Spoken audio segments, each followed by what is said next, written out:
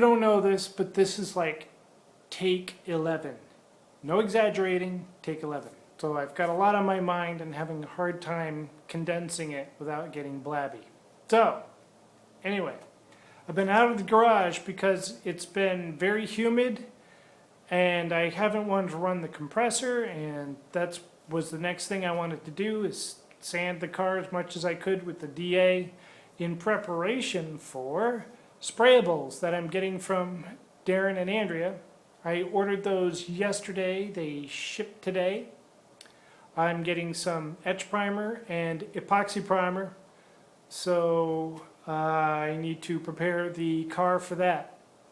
I also need to get a water filter or your water separator thing for my air system, so all that crap that's in the air and is going to be in the air for the next foreseeable week doesn't get into my sprayables, if I'm going to be spraying in a week. I don't know.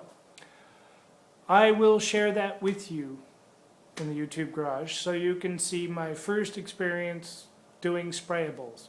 It's always been, I'm sitting there waiting to do my spraying, and I watch other people in the garage do it for the first time, and I'm paying attention, seeing what they're doing, see what their experience is like. So I hope to provide that experience for somebody else to watch.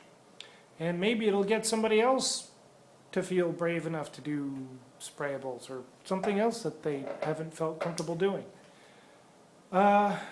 Which brings me to my next point. For me, one of my stepping out of the comfort zone things is meeting people. I've been content to pretty much stay by myself, stick to myself. But the YouTube Garage Gang has helped bringing me out of myself and basically give a shit about other people and learn shit from other people. Case in point, like, appreciate your dad while you still have him. Drop your baggage because your baggage is really stupid and unimportant, and hang out with a guy. So, been doing that, and that is a direct result of the YouTube Garage Gang and from comments people have left. Not videos specifically, but comments. So, major change in my life just from the comments people leave on the video. So, keep in mind when you're leaving a comment on somebody's video, it's it could help their lives, change their lives. Not the trollish ones, trollish guys can go, brush their teeth. But it's been a change for the better. Meeting people at the YouTube Garage Gang Bash, that was awesome.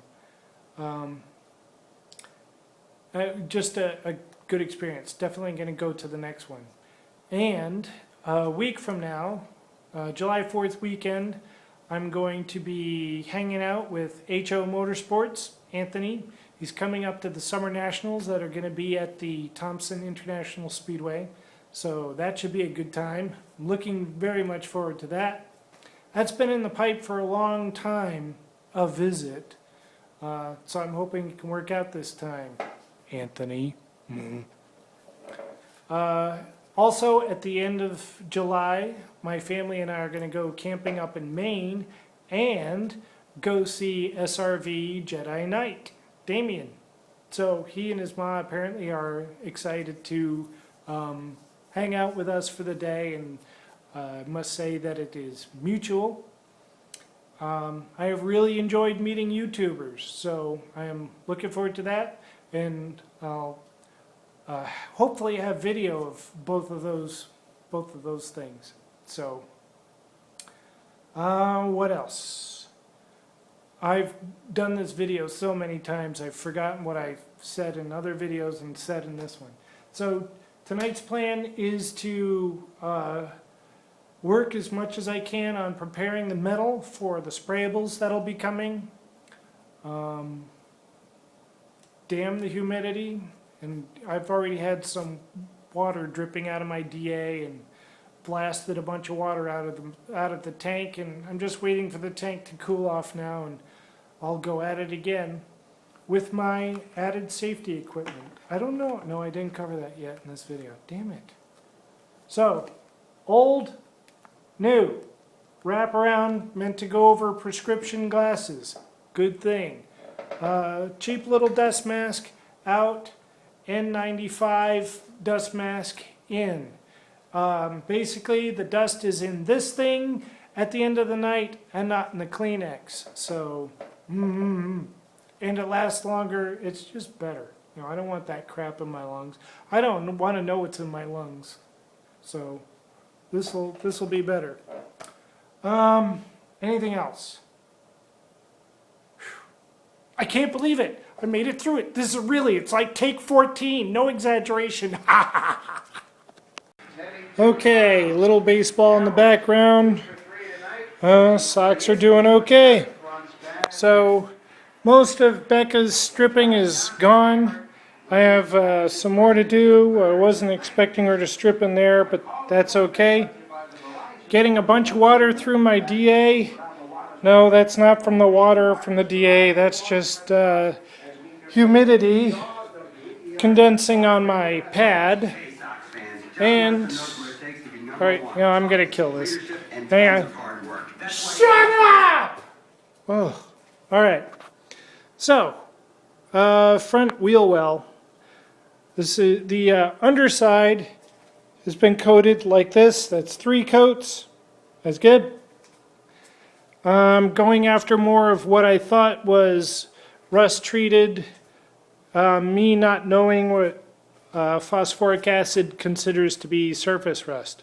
So, note to anybody that's using phosphoric acid, like, you know, new to it, that kind of thing, it'll coat whatever rust is on the surface and convert it to primer, or whatever it is it converts it to. But there can be rust underneath. So, what phosphoric acid considers to be surface rust is crap like this. Okay? You know, I can't even really feel that. You can see it, and I've been going over it with aggressive grit. Let's see, what is this? 60 grit. Just to make sure I got rust off. So this, I think, is fine for phosphoric acid. In my experience, speaking from my experience, important to note, that if you treat that with phosphoric acid and then sand it or Dremel it or whatever it off, there's no rust left. So that is surface rust, and that can stay, you know, once it's treated. So, just because it turns black and you don't see any rust color doesn't mean that the rust is gone. Rust, persnickety stuff. Okay, so wrapping up, I sanded and Dremeled a little bit on the upper surface, and it's all shiny with phosphoric acid, and that's treating whatever surface rust I left. So, trying to prepare these for primer and paint. These will be satin black. So, cautionary tale.